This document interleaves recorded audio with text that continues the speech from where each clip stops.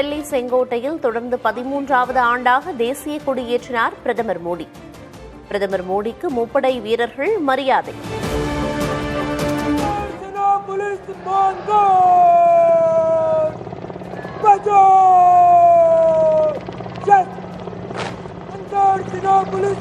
After the hoisting of the national flag by the Honourable Prime Minister and the 21-gun salute, flower petals being showered at the venue by two. What a march, stoic and precise.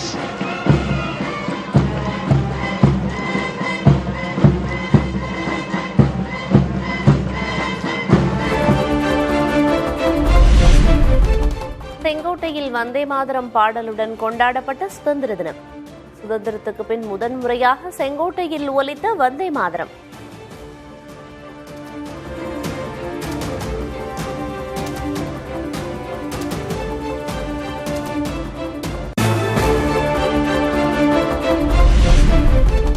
போட்டித் தேர்வு எழுதும் மாணவர்களுக்கு online மூலம் அரசு சார்பில் இலவச பயிற்சி அளிக்கப்படும் என பிரதமர் மோடி அறிவிப்பு. 6 கோடி பெண்களை லட்சாதிபதிகளாக்கும் திட்டத்தின் கீழ் இதுவரை 3 கோடி பேர் பலன் பெற்றுள்ளதாகவும் பேச்சு.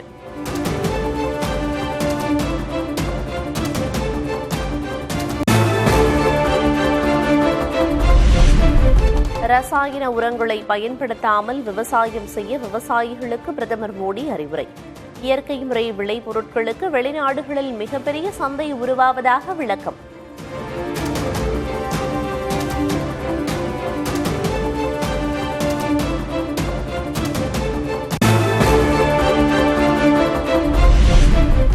(2047) இந்தியாவை வளர்ச்சியடைந்த நாடாக மாற்ற 7 அம்ச திட்டத்தை அறிவித்த பிரதமர் மோடி.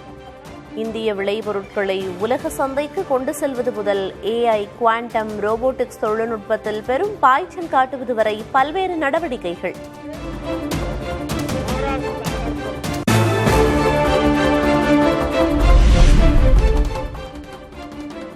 நக்சல் சித்தாந்தவாதிகள் வன்முறையை தூண்ட முயற்சி என பிரதமர் மோடி குற்றச்சாட்டு. நக்சல் மனநிலை கொண்டவர்களை அடையாளம் கண்டு தனிமைப்படுத்த வேண்டும் என்றும் பேச்சு.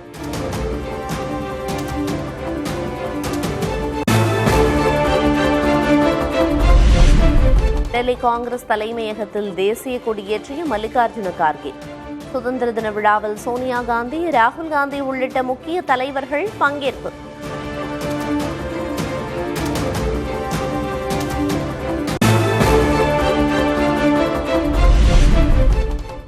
காங்கிரஸ் தலைமை அலுவலகத்தில் சோனியா, ராகுலின் எதிர்ப்பையும் மீறி முழுமையாக பாடப்பட்ட வந்தே மாதரம். முதல் 2 பத்திகள் மட்டுமே பாடப்படுவது என்ற காங்கிரசின் மரபை மீறி முழுவதும் பாடிய குழுவினர்.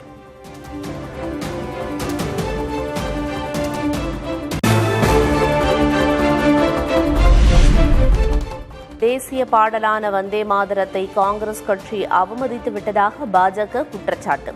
முதல் 2 பத்திகளை மட்டுமே பாடுவதுதான் மரபு என்று காங்கிரஸ் விளக்கம்.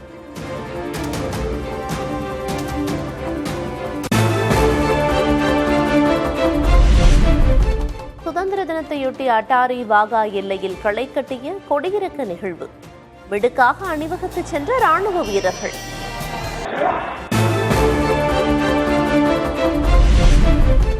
சுதந்திர தினத்தையொட்டி டெல்லி குடியரசுத் தலைவர் மாளிகையில் நடந்த தேநீர் விருந்து நிகழ்ச்சி. பிரதமர் மோடி, மத்திய அமைச்சர்கள், முப்படை தலைமை தளபதிகள் உள்ளிட்டோர் பங்கேற்பு.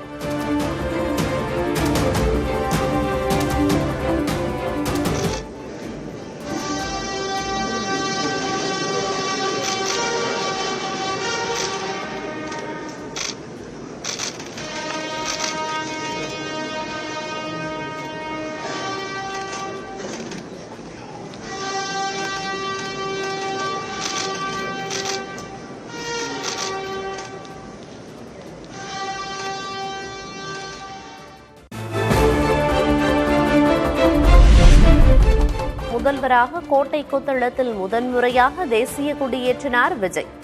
காவல்துறை அணிவகுப்பு மரியாதையை ஏற்றார் முதல்வர்.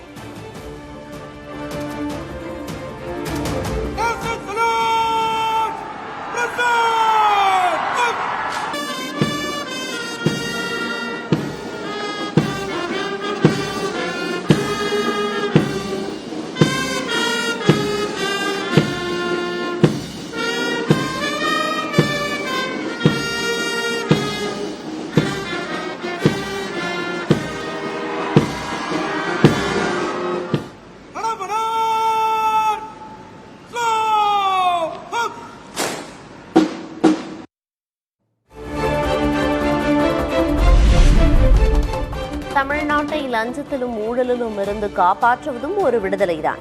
தேசிய கொடி ஏற்றி வைத்த பின் கோட்டை கொத்தளத்தில் முதல்வர் விஜய் பேச்சு.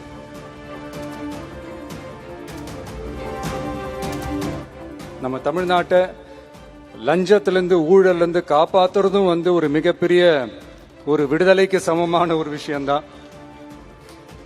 அதை நோக்கி தான் நம்ம அரசும் செயல்பட்டுக்கிட்டு வந்துகிட்டு இருக்கு.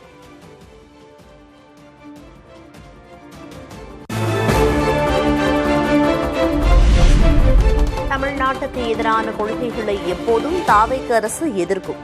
பொது வாழ்வில் சமரசம் இருக்கக்கூடாது என்றும் முதல்வர் விஜய் பேச்சு.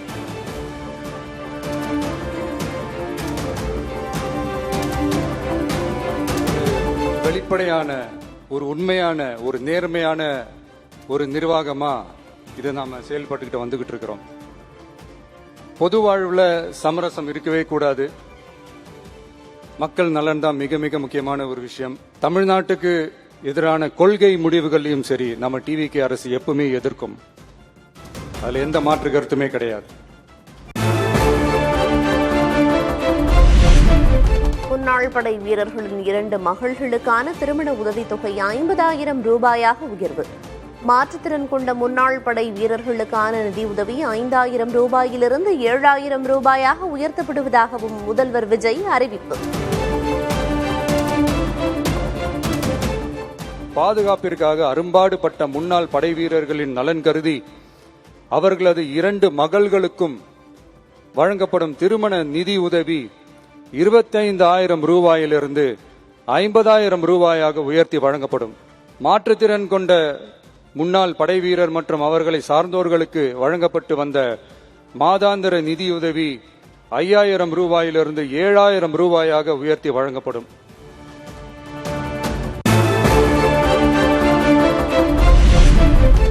சுதந்திர தினத்தையொட்டி தமிழக ஆளுநர் தலைமையில் நடைபெறவிருந்த தேநீர் விருந்து நிகழ்ச்சி ரத்து. ஆளுநர் அர்லேகரின் கேரள பயணத்தால் நிகழ்ச்சி நடைபெறவில்லை என ஆளுநர் மாளிகை விளக்கம்.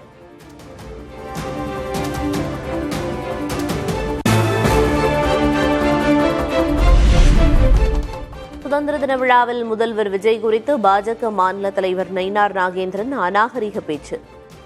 பயனற்றவர்கள்தான் தமிழ்நாட்டை ஆள்கின்றனர் என்றும் கடும் விமர்சனம்.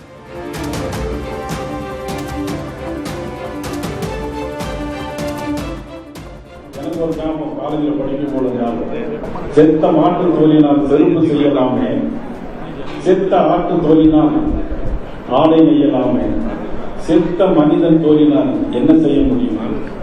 இன்னைக்கு அப்படிப்பட்ட மனிதர்கள் வாழ்கின்ற நாளாக இன்னைக்கு ஆட்சி செய்யக்கூடிய சூழல் இன்னைக்கு அமைந்திருக்கிறது. இதோடால என்ன செய்ய முடியும் இந்த நாட்டில்? காரணம், சட்டமன்றத்திலே போய் அப்பாவை தேர்வாங்க.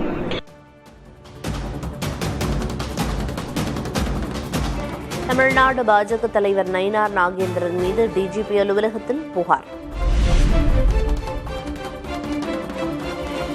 முதல்வர் மற்றும் அவரது தாயார் குறித்து அவதூறாக பேசியதாக குற்றச்சாட்டு.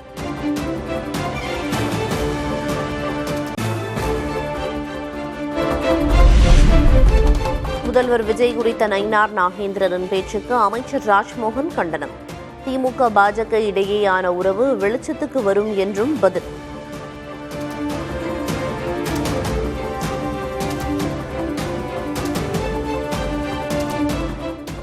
அநாகரிகமான பேச்சு, அவதூறான பேச்சு. ஒரு தலைவரை போல பேசாமல் ஏதோ ஒரு தெருமுனை பேச்சாளரை போல பேசியிருக்கிறார். இது ஏற்புடையதல்ல. இதை நான் கடுமையாக கண்டிக்கிறேன். இதெல்லாம் பார்க்கிற பொழுது அரசியலில் பரபரப்பாக பல மறைமுக நட்பெல்லாம் வெளிப்படும் நேரம் இது என்பது தெரிய வருகிறது. இதை நான் கண்டிக்கிறேன்.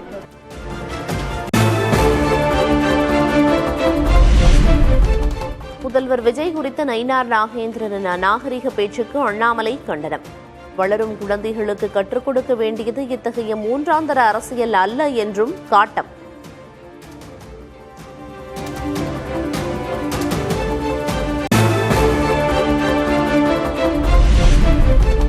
முதல்வரின் தாயார் குறித்த நயினார் நாகேந்திரனின் கருத்து அருவருப்பானது என்று பாஜகவின் குஷ்பு கண்டனம். பெண்ணின் கண்ணியத்தையும் நேர்மையையும் கேள்விக்குள்ளாக்குவதை ஏற்றுக்கொள்ள முடியாது என்றும் காட்டம்.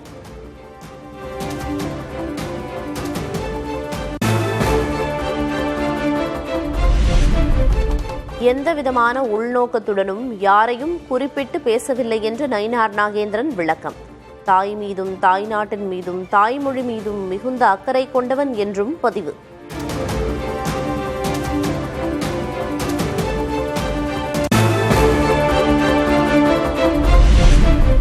கன்னியாகுமரி மாவட்டம் குழித்துறை நகராட்சி நிர்வாகம் நடத்திய பொருட்காட்சியில் ராட்டினம் கவிழ்ந்து விபத்து. பெண் குழந்தை உட்பட 5 பேர் காயம். ராட்டினங்கள் இயக்க போலீஸ் அனுமதி மறுப்பு.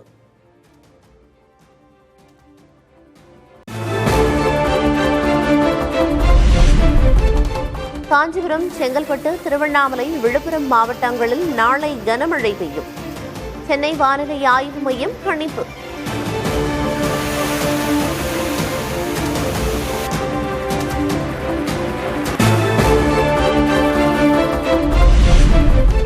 தென்மேற்கு வங்கக்கடலின் சில பகுதிகளில் சூறாவளி காற்று வீசும். மீனவர்கள் கடலுக்கு செல்ல வேண்டாம் என வானிலை ஆய்வு மையம் எச்சரிக்கை.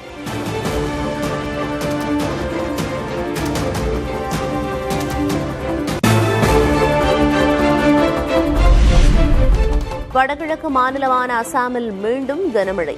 கவுஹாத்தி உள்ளிட்ட நகரங்களில் சாலைகளில் பெருக்கெடுத்து ஓடிய தண்ணீரால் மக்கள் அவதி.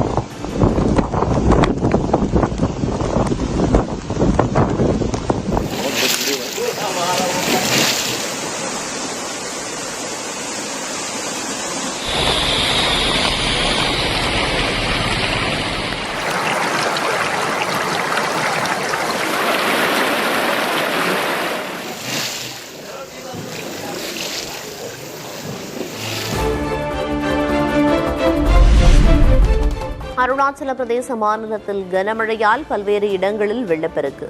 டிபாங் பள்ளத்தாக்கில் ஏற்பட்ட நிலச்சரிவில் சிக்கி காணாமல் போன 5 ராணுவ வீரர்களை தேடும் பணி தீவிரம்.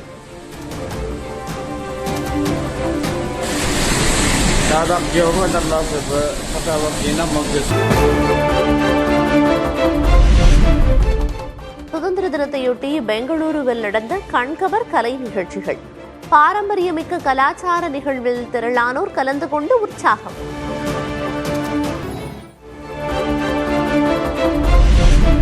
காஷ்மீருக்கு சிறப்பு அந்தஸ்து நீக்கப்பட்டிருக்காவிட்டால் பாகிஸ்தான் ஆக்கிரமிப்பு காஷ்மீர் மக்கள் இந்திய பகுதியோடு இணைய போராடியிருப்பார்கள். சுதந்திர தின நிகழ்ச்சியில் காஷ்மீர் முதல்வர் உமர் அப்துல்லா பேச்சு.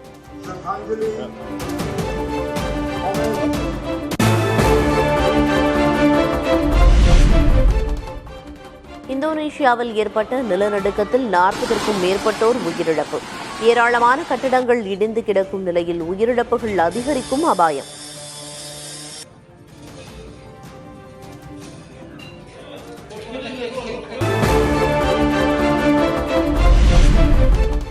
உலகக்கோப்பை ஹாக்கியில் வெற்றியுடன் தொடங்கியது இந்திய அணி. முதல் லீக் போட்டியில் வேல்ஸ் அணியை 3-1 என்ற கோல் கணக்கில் வெற்றி பெற்றது.